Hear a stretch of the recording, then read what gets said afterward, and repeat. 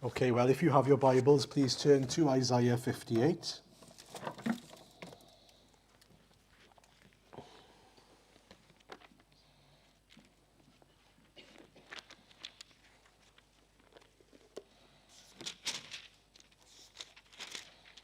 If you need a Bible, there's one, there are multiple Bibles available on the left-hand side as you go through that door over there.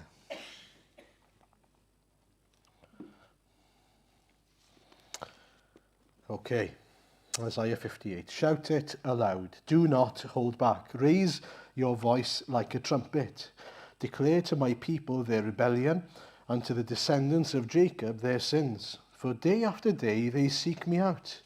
They seem eager to know my ways, as if they were a nation that does what is right and has not forsaken the commands of its God. They ask me for just decisions and seem eager for God to come near them. Why have we fasted, they say, and you have not seen it? Why have we humbled ourselves, and you have not noticed? Yet on the day of your fasting you do as you please, and exploit all your workers. Your fasting ends in quarrelling and strife, and in striking each other with wicked fists. You cannot fast as you do today, and expect your voice to be heard on high. Is this the kind of fast I have chosen? Only a day for people to humble themselves? Is it only for bowing one's head like a reed, and for lying in sackcloth and ashes? Is that what you call a fast, a day acceptable to the Lord? Is not this the kind of fasting I have chosen? To loose the chains of injustice and untie the cords of the yoke, to set the oppressed free and to break every yoke? Is it not to share your food with the hungry and to provide the poor wanderer with shelter? When you see the naked, to clothe them, and not to turn away from your own flesh and blood. Then your light will break forth like the dawn, and your healing will quickly appear. Then your righteousness will go before you, and the glory of the Lord will be your rear guard. Then you will call, and the Lord will answer. You will cry for help, and he will say, Here am I. If you do away with the yoke of oppression, with a pointing finger and malicious talk, and if you spend yourselves in behalf of the hungry and satisfy the needs of the oppressed, then your light will rise in the darkness, and your night will become like the noonday. The Lord will guide you always. He will satisfy your needs in a sun-scorched land, and he will strengthen your frame. You will be like a well-watered garden, like a spring whose waters never fail. Your people will rebuild the ancient ruins and will raise up the age-old foundations. You will be called repairer of the broken walls, restorer of the streets with dwellings. If you keep your feet from breaking the Sabbath and from doing as you please on my holy day, if you call the Sabbath a delight and the Lord's holy day honorable, and if you honor it by not going your own way and not doing as you please, or speaking idle words, then you will find your joy in the Lord, and I will cause you to ride in triumph on the heights of the land, and to feast on the inheritance of your father Jacob, for the mouth of the Lord has spoken. Amen. Okay, for those of you who perhaps missed the fellowship meetings or couldn't gather because of illness on the Tuesday afternoon, for example, just going to look back quickly at chapter 57. Take a look back at that chapter. There's a not so pleasant picture of the people of Judah, God's people, and they are described there as children of adultery, those who have gone sort of outside, who are outside of the covenant with God, a covenant relationship with God. And God's sort of saying to them, look, you've stayed outside of a covenant relationship with me. But there's also good news. There's a wonderful picture at the second half, which is that God will revive the heart of those who are lowly and who are contrite, he says, of heart. In fact, he says that not only will he revive them, but he will dwell with them in that passage. And those who will humble themselves and are truly then sorry for their sins will experience God's restoration then and bringing them back to himself. And it's him that does that, not them. He's the one, God's the one that will make his home in them and guide them and restore them. And even there's a wonderful passage at the end, create praise on their lips. Isn't that wonderful that God can do that for people who are, living in their own ways in rebellion to God? There's that wonderful passage at the end of, almost at the end of 57. For this is what the high and exalted one says. I think it's from 15 onwards. He who lives forever, whose name is holy, I live in a high and holy place. This is God speaking. He says, I live in a high and holy place, but also with the one who is contrite and lowly in spirit, to revive the spirit of the lowly and to revive the heart of the contrite. I will not accuse them forever, nor will I always be angry, for then they would faint away because of me, the very people I have created. And then he goes on to say that he has seen their ways, but he will heal them. He will guide them and restore comfort to Israel's mourners, creating praise on their lips. So if you like, you can sum 57 up by the need of the people of Israel to humble themselves, truly humble themselves before God.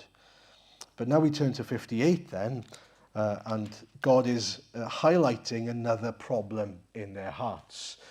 And it's the difference between a religious ritual and a real relationship. That's what we're going to call it. A religious ritual. It's a bit of a tongue twister, really. I should have thought of that. A religious ritual or a true relationship of love. There's a difference. And God is asking for a true relationship and a true obedience in light of God's love for them, not rituals. Not rituals. When we come before God, it's important that we understand the difference. It's all really the difference here between thinking that we can do things to make ourselves right before God versus that we can do things because God has loved us and we now love him. Once upon a time, when my wife was a teenager, she fasted. She was having violin lessons and she absolutely hated it. And so she had this idea, I'm going to fast as a protest until my parents allow me to stop having violin lessons. And it worked. Now, that's an example of what not to do, by the way. Sorry to tell you. Fasting is not there as a means of manipulation. It's important to say. It's not there to get our own way. And God has something to say about people's motives here in Israel. And if you take a look then at the first part of the chapter, what God is firstly saying is, look, I'm going to highlight something. I want to let you know something about your heart, and I want you to hear it. Shout it aloud, do not hold back. Raise your voice like a trumpet. Declare to my people their rebellion and to the descendants of Jacob their sins. He wants the people of Israel to know that they're not right with him. And you might think, oh, that's a bit harsh, isn't it? No, that's loving. It's loving that God wants us to know when we're not right with him. Because how else can we be made right unless we know that we're wrong with him in the first place? I don't know if you've ever been in a relationship where someone is upset with you because you've done something to them or against them, but they've not let you know about it. And it's frustrating. Oh, I'm already seeing looks between husbands and wives here. It's frustrating because what you have to tell them is, look, how can I make things right unless you tell me? How can things be fixed unless I know that there's a problem in the first place? If you need counselling, then we can sort that out later. But the same applies here with God and us. We need to see the problem.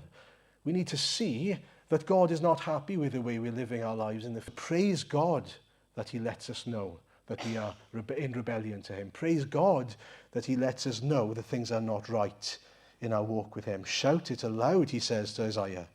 Let them know that without any mistakes sort of being made, no misunderstanding here. And the same applies for us. If you are in the same camp as the Israelites tonight, God wants you to understand it and see it so that it can be fixed.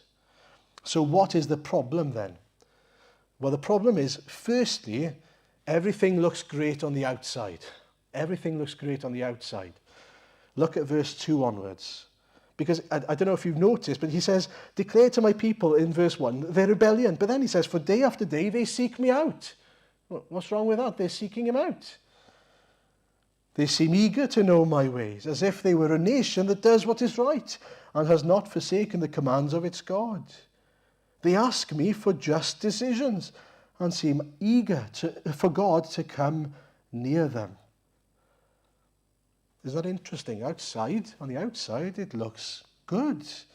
They seem eager to turn to God, to know his ways. And it actually seems as if they're saying, God, you're letting us down. If you notice, if we read on, they say, why have we fasted and you've not seen it? Why have we humbled ourselves and you've not noticed? Lord, we're doing all this work over here. Where are you? Is what they're saying. They're saying, can't you see? We're ticking all the boxes, but you're not hearing us. You're not responding to us. We're fasting and you're not blessing us. What's going on? And it seems as if they were even becoming angry and bitter towards the Lord because they were not experiencing his blessing as they expected. And they were doing all these things. They were fasting. They were humbling themselves, they were saying, before the Lord. But here's the reality of the situation. Notice, as we go on, God gives them some insight and us some insight.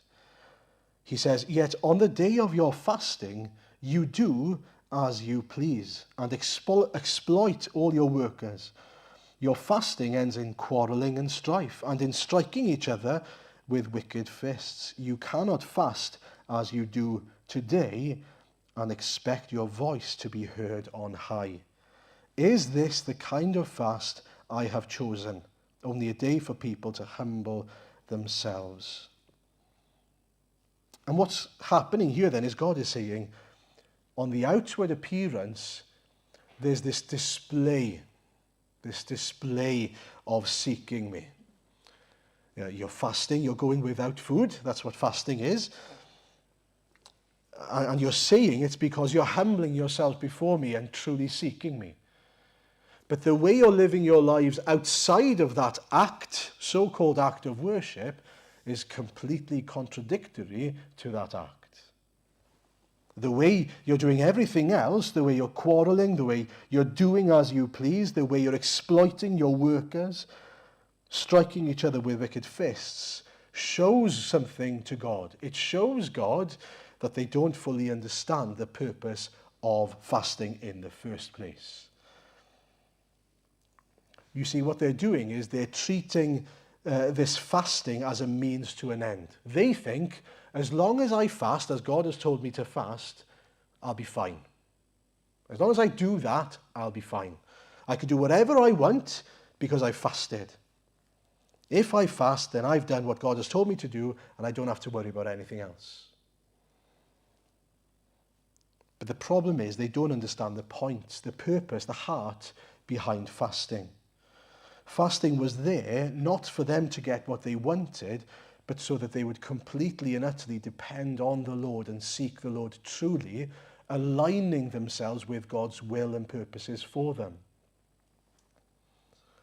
And what we come to see then is that they were doing it simply with no regard for God and his ways and his law. They were just doing it so that they thought to themselves, anyway, if I do this, then God will give me that. And the same happens today, by the way. We can think to ourselves, as long as I do this, then God will give me that. If I do this, then God will do that. There are people today, you might be one of them, who thinks that going to church is all you need to do. Is that praying every day is all you need to do. But the rest of your lives tells us and tells God that you do not have a living, active relationship with him. There is a difference between a ritual and a relationship. And that's what he wants us to see here. You come to church, good for you, in a sense. You tithe, good for you. You read your Bible, good for you. But if you think that doing those things is what makes you a Christian, there's a big problem. Now, if you do those things because you're a Christian, great. That's the difference. All those things are a result, an outworking of a relationship, a living relationship with our Saviour. But if we're doing all those things thinking that those things make me right with God, what you're really doing is trying to earn your own salvation, earn your own righteousness before God. And that's what these people were doing. They were trying to do the things that they thought they could do, ignoring the rest of their lives, thinking, well, but I've done this, and so I fasted, so I deserve that God blesses me. No. And what God shows them here then is the true purpose of coming to the Lord and truly seeking him. Truly aligning ourselves with his will. Because what he says is, if you truly fasted as I want you to fast, this is what you would be doing. Verse 6 onwards. Is not this the kind of fasting I have chosen? To loose the chains of injustice and untie the cords of the yoke, to set the oppressed free and break every yoke. Is it not to share your food with the hungry and to provide the poor wanderer with shelter? When you see the naked, to clothe them, and not to turn away from your own flesh and blood. That's interesting, isn't it? Those things have nothing to do with actually fasting. Do you notice? Those things are not about not eating, are they? None of them are. So what is God saying to us? This is the kind of fasting. I want you to fast by sharing your food. How does that make sense? Well, what he's saying is, if you were truly fasting, if you were truly seeking me, you would see my heart. You would know me. And the result of knowing me would be that your lives and your hearts would be shaped by me, and your desire to live for me, to truly live righteous lives. Again, as Glyn shared with us in James 1, that difference between what James calls true religion and false religion. That there's something of God's heart that is revealed to us and echoed in the way that we live our lives. And so the question is, does my life reflect knowledge of the Lord? That I've met with the Lord, that I've humbled myself before the Lord, that I've submitted to him as my Lord and King, because he's loved me first, and now I respond by loving him and being obedient to his word. Not in order to be saved, but because I've been saved. You see, there are lots of people who will say that they have done things for God. And Jesus gives an example of that, doesn't he? Matthew 7, if you remember. Jesus says in Matthew 7:21 onwards, not everyone who says to me, Lord, Lord, will enter the kingdom of heaven, but only the one who does the will of my Father who is in heaven. Many will say to me on that day, Lord, Lord, did we not prophesy in your name, and in your name drive out demons, and in your name perform many miracles? Then I will tell them plainly, I never knew you. Away from me, you evildoers. Does something strike you there? Both of them mention doing things. It's not a problem that you don't do things. The problem is the reason why we do things. What do I mean by that? Notice, not everyone who says to me, Lord, Lord, will enter the kingdom of heaven, but the one who does the will of my Father. So the people who will enter heaven are people who do the will of the Father. But the people who will not are those who do things, prophesy, drive out demons, and perform many miracles. They do things. They do works. So what's the problem? Well, the problem is clearly Jesus never knew them. Because the things that they do, they are doing of their own accord, for their own name's sake, and not because they've come to know the Lord Jesus, and they are now seeking the will of the Father. And so it's important to grasp the problem is never whether we are doing things or not. The problem is the why, the motivation behind it. And the reason why I say that's important is because, for example, if you think that religion is a problem, I hear this all the time. Oh, yeah, religion is the problem. No, true religion is not a problem. And what I mean by that is truly living for God is not the problem. False religion is the problem. Doing things wrongly, for the wrong reasons, out of the wrong compulsion, if you like. And that's really what we're given here in front of us. An example of what it means to live lives because we've met with the Lord, our Saviour, and because we now live to honour and glorify and obey him. And so the question is, why do we do the things that we do? The answer is, for example, then, never to not fast, in other words. You see, you could respond to this and go, oh, there we are, then there's no point in fasting. God's saying that there's a problem with their fasting, so we might as well not fast. That's not what he's saying. In the same way, if there's a problem with the fact that you're going to church to earn your salvation, is the answer to not go to church? No. The answer is to go to church for the right reasons. The answer is to change the motivation behind it. And so this is what we need to be asking ourselves. Why do you do the things you do? What's your heart behind the things that we do? Are you coming to church thinking, as long as I go to church, God's okay with me? Wrong. If you're coming to church because he's shown you his love, you've entered into a covenant relationship with him, and you've realized that this is what life is all about, to live life to glorify your Saviour, to live to please the Lord, then you'll be in church. You'll want to be here. You'll need to be here. But there's a big difference, isn't there, thinking that I'm sort of earning my way to pleasing God by coming to church, and coming to church out of a relationship obedience to my Saviour. And that's the question we've all got to be asking in our hearts. Is this true of us? Are we seeing fruit in our lives as we're obedient to him because the Lord has shown us something of his nature and of his glory? Because those are the things that we see in this passage, isn't it? What he says is, look at verse 9 onwards. Then you will call and the Lord will answer. You will cry for help and he will say, I am here. If you do away with the yoke of oppression, with a pointing finger and malicious talk, and if you spend yourselves in behalf of the hungry and satisfy the needs of the oppressed, then your light will rise in the darkness and your night will become like noonday. The Lord will guide you always. He will satisfy your needs in a sun-scorched land. He will will strengthen your frame. You will be like a well-watered garden, like a spring whose waters never fail. Your people will rebuild the ancient ruins and will raise up the age-old foundations. You will be called repairer of the broken walls, restorer of streets with dwellings. What he's saying here then is, if you align yourself with my purposes for you, with my nature, with my heart, if you live in a way that pleases me, if you actually suffer for the sake of my name, if you give things up for the sake of my name, then you will be blessed, then you will grow, then you will bear fruit.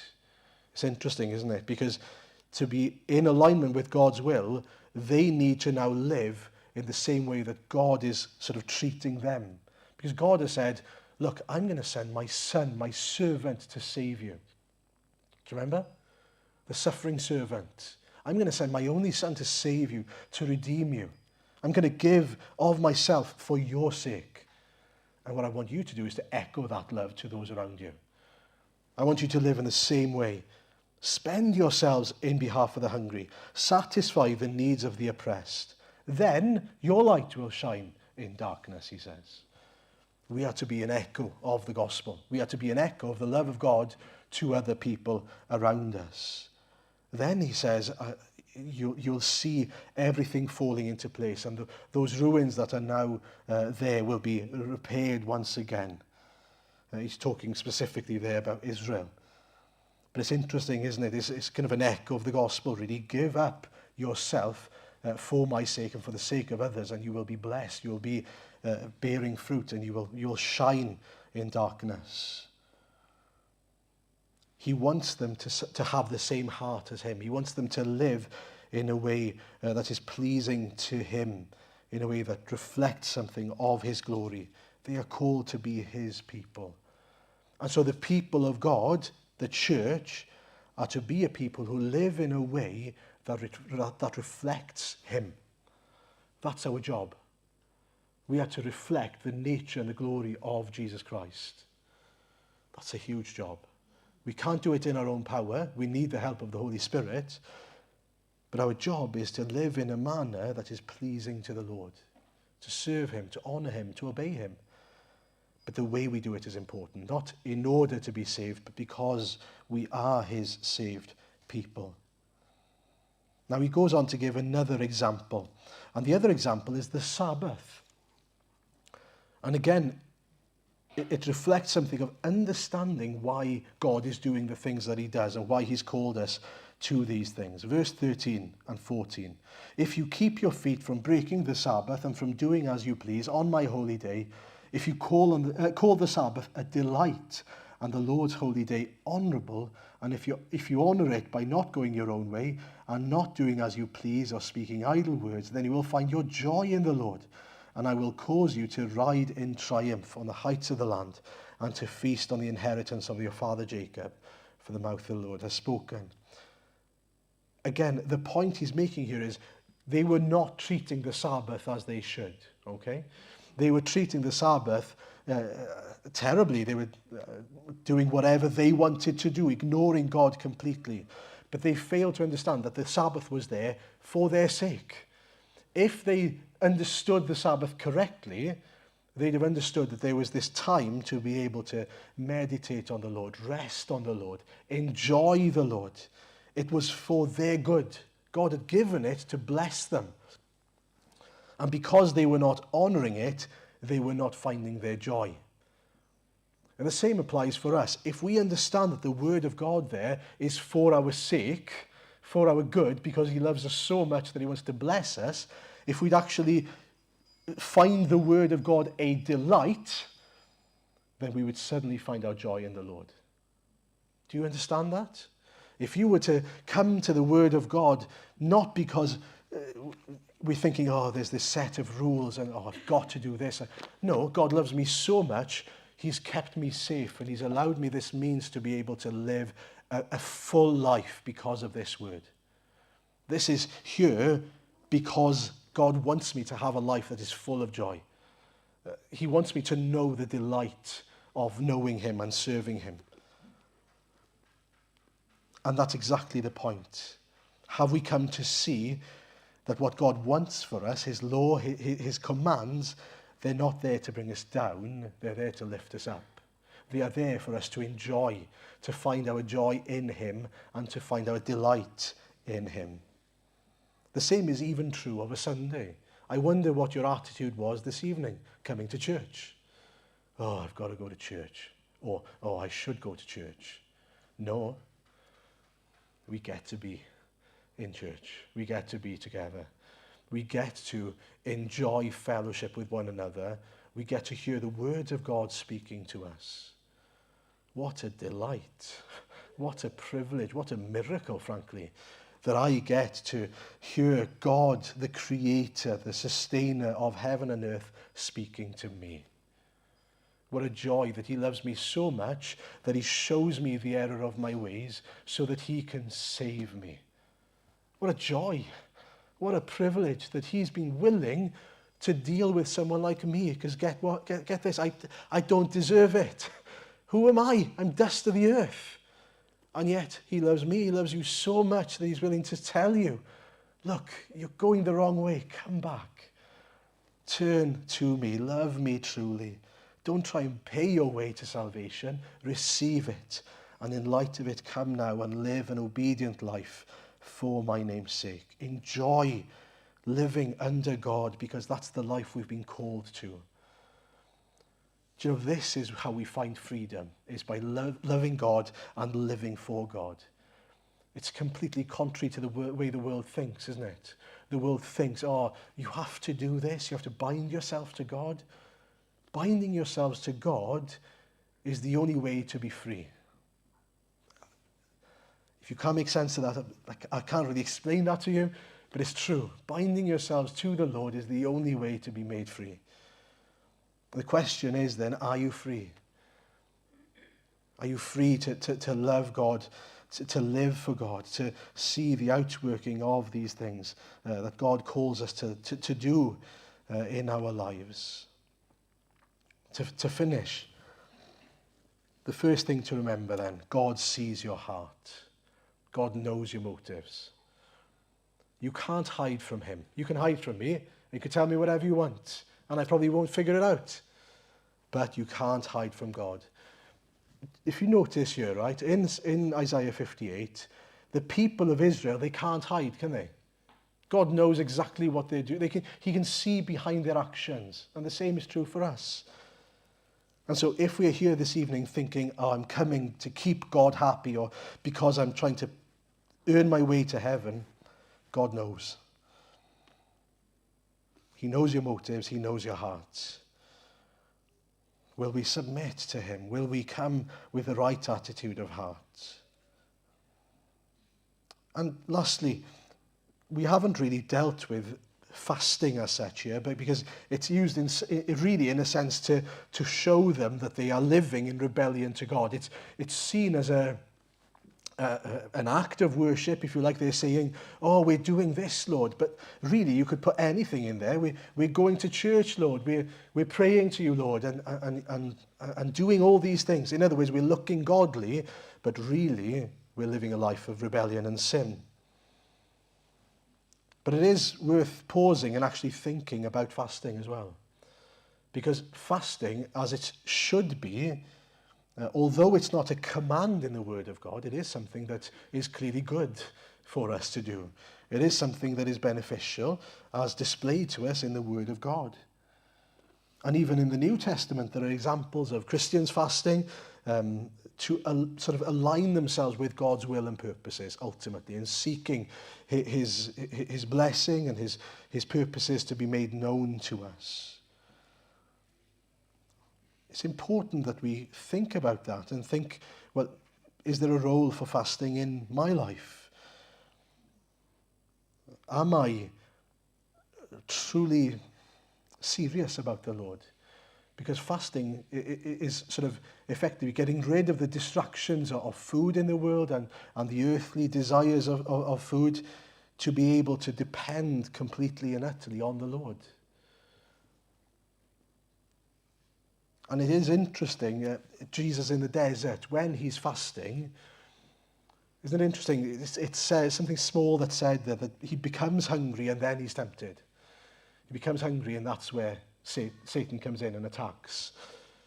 But when he is attacked and tempted, it's interesting that that's where the reliance on God's word comes through, isn't it? It's when he's at his weakest that spiritually he becomes at his strongest, if you like, or where his strength is revealed. He comes to experience God sustaining him rather than food. And that's sort of what we do when we fast. We're saying, well, I'm not just turning to that to sustain me. I'm turning to you to sustain me.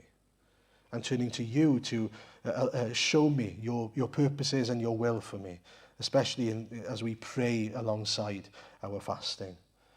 And so it's important to remember that fasting is never a manipulation tool.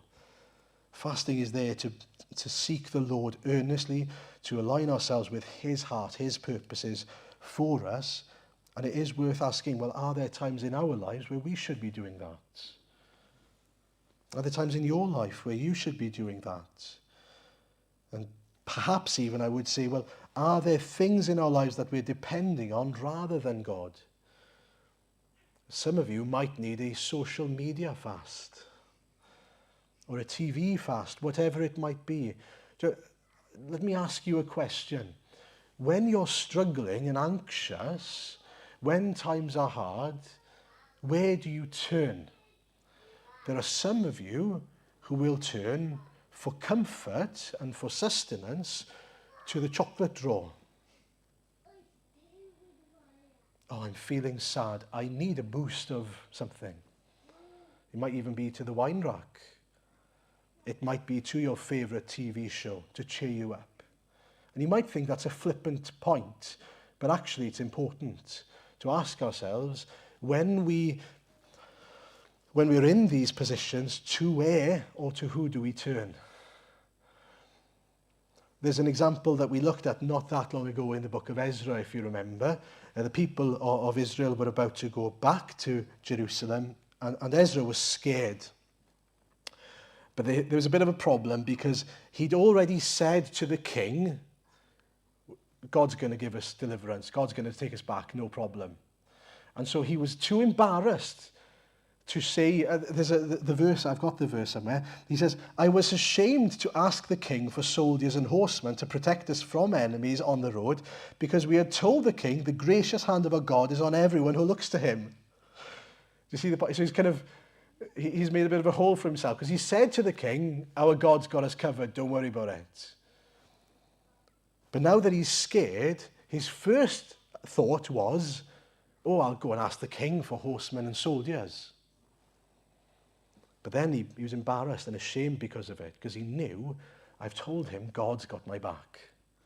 We don't need the king. So what does he do? So we fasted and petitioned our God about this, and he answered our prayer. Isn't that wonderful that he realized the error of his ways, the folly of where he was going to turn to. I was ashamed to do that. And so I turned to the Lord, where I should have turned in the first place, really. And I sought him, and I depended completely and utterly on him. And so for us then, are we a people who are truly seeking the Lord, truly depending on the Lord? Are we hiding behind rituals? Are we a people who think that simply coming along is the means to an end? Showing our faces is enough somehow to keep God happy? God's desire is for your heart to be right with him. And the outworking of that is to have a humble, contrite heart who submits to the Lord and who lives for the Lord. And so the real question is, do you live a double life? A life that looks holy on the outside, but truly you're rebellious on the inside?